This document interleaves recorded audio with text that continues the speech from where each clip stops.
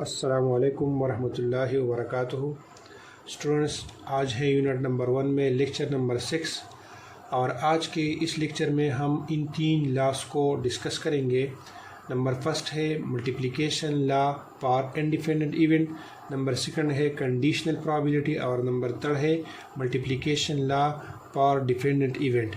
लेकिन इसको डिस्कस करने से पहले अगर आप इस चैनल पर नए हैं तो मेरा ये रिक्वेस्ट है कि आप इस चैनल को सबसे पहले सब्सक्राइब करें और साथ ही बेल आइकन को प्रेस करें ताकि हर एक नई वीडियो आपको वक्त पर तरतीब से मिलता रहे। अच्छा स्टूडेंट्स, सबसे पहले multiplication law for independent event को डिस्कस करते हैं। इससे पहले हम बेसिक टर्म में इंडिपेंडेंट इवेंट को डिस्कस कर चुके हैं, लेकिन यहाँ पर थोड़ा सा रिकॉल करते हैं कि इंडिपेंडेंट इवेंट क्या है। जब हमारे पास 2 इवेंट्स हो और एक के आने से दूसरी पर किसी किस्म का असर नहीं पड़ता हो, ठीक है, तो उसको हम इंडिपेंडेंट इवेंट कहते हैं। लेट्स सपोज हमारे पास ए और बी क्या है, 2 इंडिपेंडेंट इवेंट है। यानी जब ए आ जाए तो ए के आ जाने से बी पर किसी किस्म का असर ना पड़ता हो और बी के आने से ए पर किसी किस्म का असर ना हो, तो उसको हम इंडिपेंडेंट इवेंट कहते हैं। तो फर्दर हम multiplication law for independent event को इस तरह डिस्कस करेंगे।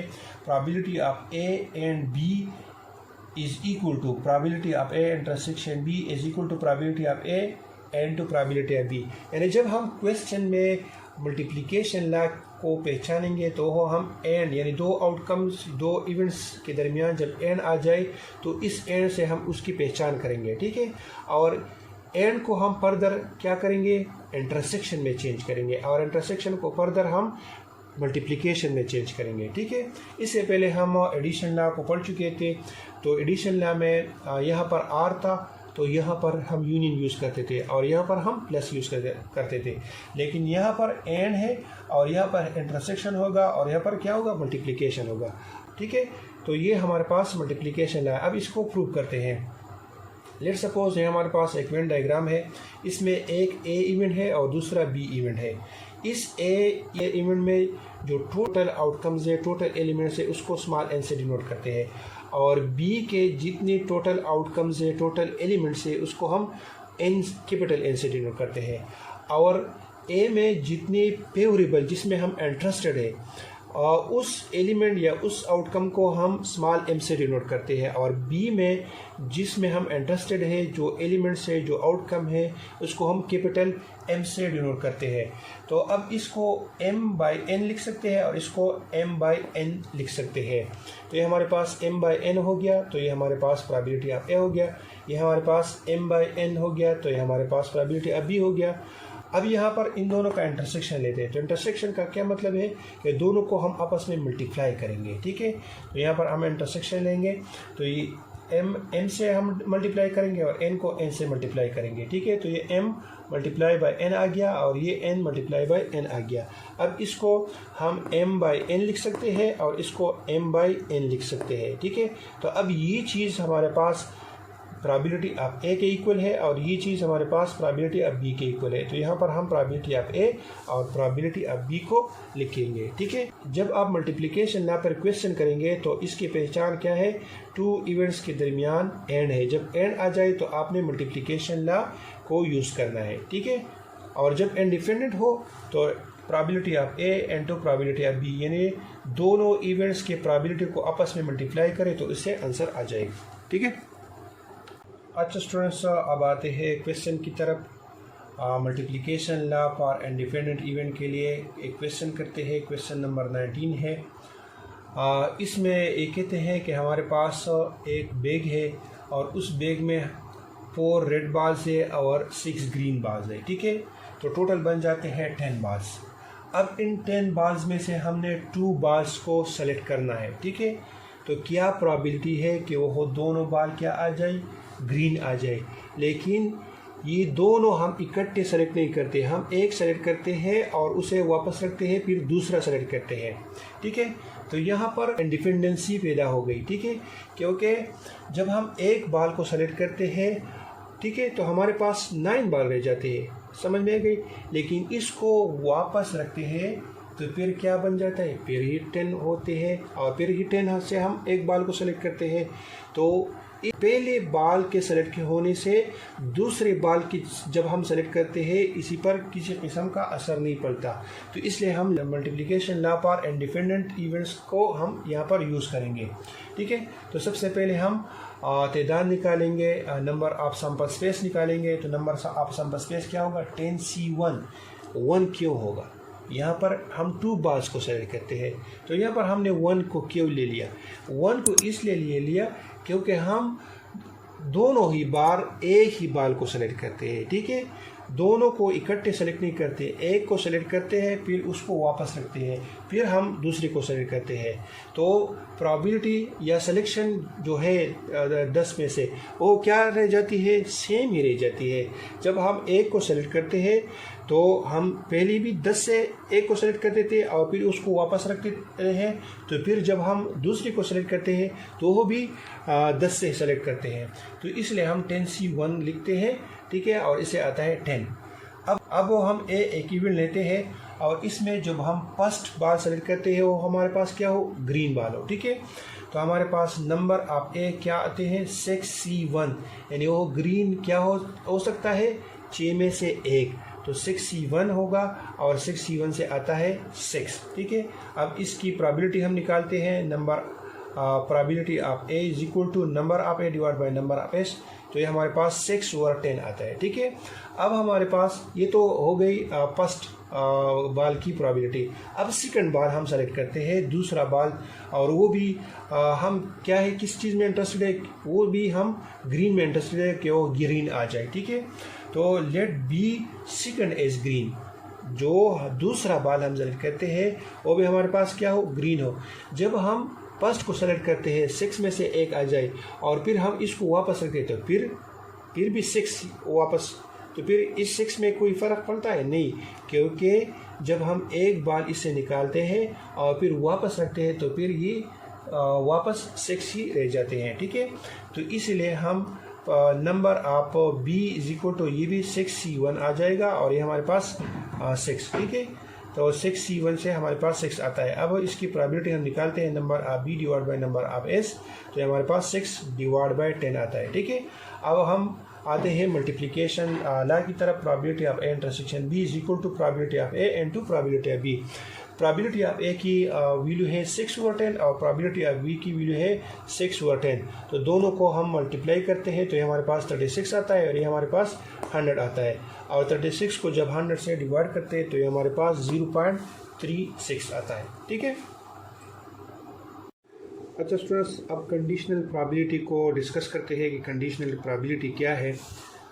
کنڈیشنل پرابیلٹی کو سب سے پہلے سر فرمیت نے انٹروڈیوس کیا تھا، جو کہ ایک فرینچ میتھمیٹیشین تھا، ٹھیک ہے، اور اس کنڈیشنل پرابیلٹی کے نام سے ظاہر ہے کہ اس میں ایک کنڈیشن ہوگی، ایک کنڈیشن یعنی اس میں ایک شرط ہوگی، ٹھیک ہے، اس شرط یا اس شرائط کے بنا پر ہم کسی ایونٹ کی پرابیلٹی فائنڈ کریں گے، ٹھیک ہے، اور اس کنڈیشن کی وجہ سے وہ جو ایکچول سیمپل سپیس ہمارے پاس ہوتا ہے وہ ایکچول سیمپل سپیس ریڈیوس ہو جاتا ہے، ٹھیک ہے، اور کنڈیشنل پرابیلٹی کو ہم اس سائن سے ڈینوٹ کرتے ہیں اور اسے ہم گیون دیٹ کہتے ہیں، یعنی پرابیلٹی of A given B is equal to پرابیلٹی of A intersection B divide by پرابیلٹی of B، جبکہ پرابیلٹی آف B ناٹ ایکول ہوگی 0 کی، یعنی ہمارے پاس لیٹ سپوز 2 ایونٹس ہے، ایک ہے A اور دوسرا ہے B، اور ہم A کی پرابیلٹی فائنڈ کرتے ہیں تو گیون دیٹ B یعنی B آلریڈی اکر ہوا ہوگا، ٹھیک ہے، اور یہاں پر ہم وہی ایونٹ کی پرابیبلٹی ڈینامینیٹر میں لکھیں گے جہاں پر آلریڈی وہ ایونٹ اکر ہوا ہو، ٹھیک ہے، جس کی پرابیبلٹی آلریڈی اکر ہوئی ہو، تو یہاں پر ہم وہ لکھیں گے، اور یہ ناٹ ایکول ٹو 0 ہوگا۔ کیوں ناٹ ایکول ٹو 0 ہوگا؟ یہ پرابیلٹی اگر ہمارے پاس 0 آ گئی تو پھر ہمارے پاس یہاں پر جو بھی ویلیو ہو جس کو ہم 0 پر ڈیوائڈ کرتے ہیں تو ہمارے پاس انفینٹی بن جاتے، تو یہ ہمارے پاس کیا ہوگی، 0 کے ایکول نہیں ہوگی، ٹھیک ہے۔ اسی طرح اگر ہم B کی پرابیلٹی فائنڈ کرنا چاہتے ہیں اور A ہمارے پاس کیا ہو، گیون ہو، اس کی پرابیلٹی آلریڈی دی گئی ہو، تو پھر کیا کرتے ہیں، probability of A given that B is equal to probability of A intersection B, दोनों का नॉमिनेटर सेम होगा लेकिन डिनोमिनेटर जो है वो मुख्तलिफ होगा। यानी अगर यहाँ पर B होगा तो यहाँ पर B, अगर यहाँ पर A होगा तो यहाँ पर probability of A होगा। ठीक है, तो यहाँ पर चूँकि probability of A है तो ये भी हमारे पास नॉट इक्वल टू 0 होगा। अब लेट सपोज ये एक एग्जांपल है, हमारे पास सैम्पल स्पेस है, एक डाई है जिसको हम रोल करते हैं, उसमें हमारे पास 1 2 3 4 5 6 आता है। ठीक है, तो हम 6 की probability फाइंड करते हैं। What is the probability of 6 कि 6 आ जाए, जबकि हमारे पास गिवन दैट बी में वो दी गई है जो इवन नंबर है। ठीक है, इवन नंबर में 2 4 एंड 6 आता है और probability ऑफ बी है हमारे पास 3 over 6। ठीक है, तो ये हमारे पास एक इवेंट डायग्राम है, ए इवेंट है और ये बी इवेंट है। बी के आउटकम 2 4 और 6 है जबकि ए के आउटकम 6 है, तो 6 दोनों में क्या है, कॉमन है, तो इसलिए हम ए इंटरसेक्शन बी इसको लिखते हैं। तो हम इसकी probability किस तरह फाइंड करेंगे, probability of A given that B is equal to probability of A intersection B divide by probability of B. ठीक है, probability of A intersection B, तो 6 हमारे पास क्या है, इसमें कॉमन है और ये हमारे पास एक वैल्यू है और एक की कितनी वैल्यूज़ में कॉमन है, 6 वैल्यूज़ में, तो इसलिए हम 1 over 6 इसकी probability लिखते हैं और इसकी probability है 3 over 6। ठीक है, तो 1 over 6 और 3 over 6 जब हम आपस में डिवाइड करते हैं तो हमारे पास 1 over 3 आ जाता है। ठीक है, अच्छा स्टूडेंट्स, अब कंडीशनल प्रोबेबिलिटी का एक प्रॉपर क्वेश्चन करते हैं। A coin is tossed twice, एक कॉइन को हम 2 दफ़ा टॉस करते हैं। Find the conditional probability that two tail result, यानी प्रोबेबिलिटी किस चीज़ की चाहते हैं, टू टेल की। Given that there is at least 1 tail, और हमें क्या दिया गया है, ये दिया गया है कि एटलीस्ट 1 टेल जो हो वो हमें दिया गया है। तो सबसे पहले हम सैम्पल स्पेस की तादाद फाइंड करेंगे। सैम्पल स्पेस की तादाद हम इस तरह फाइंड करेंगे, यहाँ पर हम 2 लेंगे, 2 इसलिए लेंगे क्योंकि हमारे पास कॉइन के 2 साइड्स है, और इसकी पावर 2 लेंगे क्योंकि हम 2 दफ़ा कॉइन को टॉस करते हैं, तो इससे आता है 4। तो 4 पॉसिबल आउटकम्स हमारे पास आते हैं, और हमारे पास head head, head tail, tail head and tail tail आते हैं। ठीक है, अब हम किस चीज़ की प्रोबेबिलिटी फाइंड करना चाहते हैं, टेल की। ठीक है, 2 टेल की, तो यहाँ पर हम ए इक्विवेलेंट लेंगे और इसमें हम 2 टेल को लेंगे। ठीक है, तो अब और हमें क्या दिया गया है, गिवन दैट क्या है, गिवन दैट है एटलीस्ट 1 टेल, और बी हम एक इवेंट लेंगे, इसमें हम एटलीस्ट 1 टेल लेंगे, यानी यहाँ पर एटलीस्ट 1 टेल का मतलब क्या है, कम से कम 1, तो कम से कम 1 इसमें है और इसमें क्या है, 2 है। कम से कम 1 का मतलब है 1 या 1 से ज़्यादा, तो यहाँ पर 1 हो सकता है और या 2 हो सकते हैं, तो ये हमारे पास बी में आते हैं। ठीक है, अब नंबर ऑफ बी यानी तादाद बी की कितने हैं, 3 है। ठीक है, इसकी तादाद कितने हैं, 3 है, और प्रोबेबिलिटी अभी क्या आते हैं, 3 over 4। ठीक है, अब ए और बी में इंटरसेक्शन हम फाइंड करते हैं कि ए और बी में कॉमन क्या है, क्योंकि हम जब कंडीशनल प्रोबेबिलिटी फाइंड करते हैं तो इसमें इंटरसेक्शन की ज़रूरत होती है। तो ए और बी के इंटरसेक्शन क्या है, टेल टेल और टेल टेल, यहाँ पर भी टेल टेल है और यहाँ पर भी टेल टेल है। ठीक है, तो ये हमारे पास टेल टेल आ जाता है। अब इसकी तादाद हम फाइंड करते हैं तो हमारे पास 1 आता है, जब हम इसकी प्रोबेबिलिटी फाइंड करते हैं तो ये 1 over 4 आता है। अब कंडीशनल प्रोबेबिलिटी की तरफ आते हैं। कंडीशनल प्रोबेबिलिटी हमारे पास है probability of A given that B is equal to probability of A intersection B divide by probability of B. अब probability of A intersection B की प्रोबेबिलिटी है 1 over 4 और प्रोबेबिलिटी ऑफ बी की probability है 3 over 4। ठीक है, अब 1 over 4 अपनी जगह पर और ये 3 over 4 हम उलट कर देते हैं, क्योंकि हमारे पास यहाँ पर क्या है, डिवीजन है, डिवीजन को हम मल्टीप्लिकेशन में कन्वर्ट करते हैं, तो ये वैल्यू हमारे पास उलट हो जाएगी। ठीक है, अब 4 को 4 से काट देते हैं तो ये हमारे पास 1 over 3 आ जाएगा। ठीक है, अच्छा स्टूडेंट्स, अब आते हैं multiplication law of dependent event की तरफ। इससे पहले हम डिपेंडेंट इवेंट को डिस्कस कर चुके हैं कि डिपेंडेंट इवेंट क्या है। जब एक इवेंट के आकर होने से दूसरे इवेंट के आकर होने पर असर पड़ता हो, इफ़ेक्ट पड़ता हो, तो उसको हम डिपेंडेंट इवेंट कहते हैं। ठीक है, इसको हम probability of A and B से डिनोट करते हैं, यानी इससे पहले हम इंडिपेंडेंट इवेंट में भी probability of A and B को डिनोट करते थे, लेकिन इसमें और उसमें फ़र्क ये है कि वहाँ पर इंडिपेंडेंट इवेंट्स थी, यहाँ पर डिपेंडेंट इवेंट है। अदरवाइज़ दोनों की पहचान क्वेश्चन में क्या है, दो इवेंट्स के दरमियान एंड आएगा और दोनों को हम इंटरसेक्शन से डिनोट करते हैं, लेकिन यहाँ पर probability of A into probability of B given that A होगा, यानी यहाँ पर कंडीशन आ जाएगा, कंडीशनल प्रोबेबिलिटी आ जाएगी। ठीक है, तो इसकी वजह से इसको हम डिपेंडेंट इवेंट कहते हैं। वहाँ पर probability of A into probability of B था, क्योंकि दोनों क्या थे, इंडिपेंडेंट थे। यहाँ पर क्या है, यहाँ पर डिपेंडेंट है, तो इसलिए हम probability of B given that A लिखते हैं। यहाँ पर एक कंडीशन यानी कंडीशनल प्रोबेबिलिटी आ गई। ठीक है, तो इसलिए इसको हम multiplication law of dependent event कहते हैं। अब एक एग्जांपल के थ्रू इसको समझते हैं। लेट्स सपोज हमारे पास 3 वाइट बॉल है और 7 ग्रीन बॉल्स है, टोटल बन जाते हैं 10। ठीक है, अब इन 10 बॉल से हम 2 बॉल्स को सेलेक्ट करते हैं, तो हम दोनों को इकट्ठे सेलेक्ट नहीं करते, पहले हम एक को सेलेक्ट करते हैं और इसे हम साइड पे रख देते हैं। इसलिए हम यहाँ कहते हैं कि विदाउट रिप्लेसमेंट, यानी वापस नहीं रखते। जब हम फर्स्ट बॉल को सेलेक्ट करते हैं तो हमारे पास टोटल बॉल्स कितने होते हैं, 10। ठीक है, जब हम सेकंड बॉल को सेलेक्ट करते हैं, क्योंकि हमने एक बॉल ऑलरेडी सेलेक्ट किया है, उसको हमने साइड पर रख दिया है, फिर हम सेकंड बॉल को सेलेक्ट करते हैं तो हमारे पास बॉल कितने रह जाते हैं, 9। ठीक है, तो क्या प्रोबेबिलिटी है कि वो दोनों बॉल्स ग्रीन आ जाए।